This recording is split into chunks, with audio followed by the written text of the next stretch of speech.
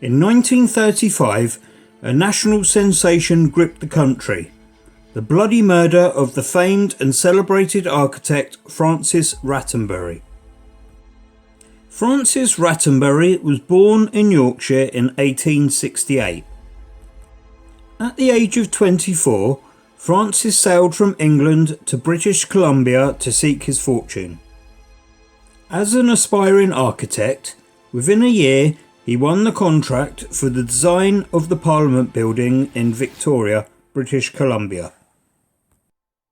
His services became much in demand. His later work included the law courts in Vancouver and the luxurious Empress Hotel on Victoria's waterfront. In between successes, Francis led a roller coaster life. He was known to be ruthless and aggressive with others. He received little sympathy when certain business ventures failed.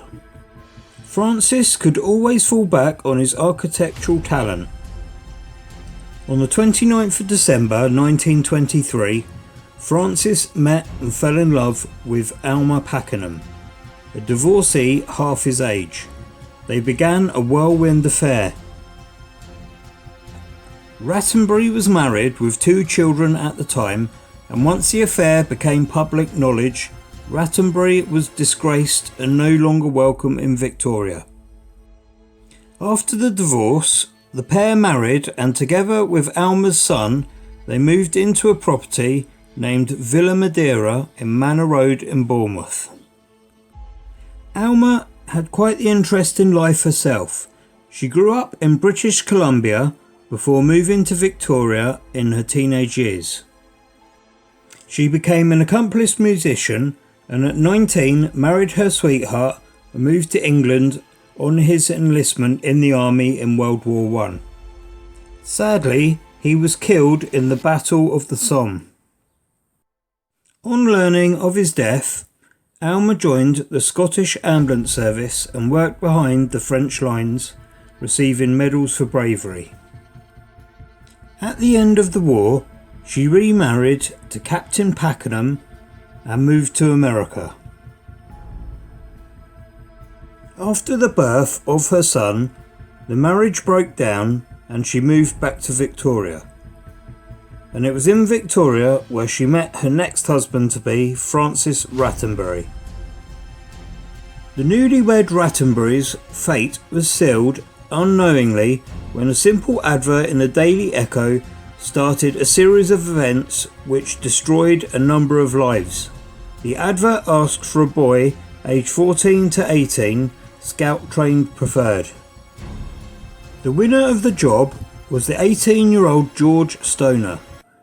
He was employed as a live-in chauffeur and handyman. George was a shy and retiring lad who was local to the Red Hill Ensbury Park area of Bournemouth. By 1934, Francis had become depressed, suicidal and impotent. Francis and Alma had ceased sexual relations and Francis moved downstairs and began to drink heavily. Alma and George Stoner began a passionate affair right under the nose of the whole household, and it appears Francis didn't care. After many months of nightly visits to Alma's room, George became aggressive and possessive towards Alma. Events came to a head on the weekend of the 23rd and 24th of March 1935. Alma and George had arrived home after spending a week in London. Francis was extremely depressed, so Alma arranged a trip to visit friends in Bridport. Stoner became jealous. He borrowed a wooden mallet from his grandparents. Later the same day, Francis was found seriously injured, bludgeoned with the very same mallet. The police were informed, and in the early hours of the Monday morning, police arrived at Villa Madeira, by which time Alma was worse for wear through drink and drugs. She kept repeating that she had done him in, repeating this to the police.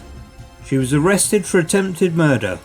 2 days later, George also confessed to the crime and was also arrested. The two were tried at the Old Bailey. Stoner refused to speak during the trial, whilst Alma made a robust defence. Alma was found not guilty, but George was found guilty and sentenced to death. After the trial, the public turned on Alma, and a few days after the trial, she took the train to Christchurch, walked to the Three Arches railway bridge, and plunged a knife into her heart several times and died. Meanwhile, the British public rallied around George, believing him to have been led astray by an older woman. They collected an amazing 320,000 signatures for the mercy of George. The Home Secretary commuted George's sentence to life. By 1942, George, who had become a model prisoner, was released to join the army. After the war, George returned to the house in Redhill he had left at the age of 18. He died in Christchurch Hospital in the year 2000, aged 83, just over half a mile from where Alma died and on exactly the 65th anniversary of Francis's murder. Despite all that happened, Francis and Alma's two boys went on to lead happy, successful lives. The only person alive from the story is John Rattenbury, who is a successful architect in America just like his dad. Thanks for watching. Give me a thumbs up and make sure you hit that subscribe button. It's completely free of charge.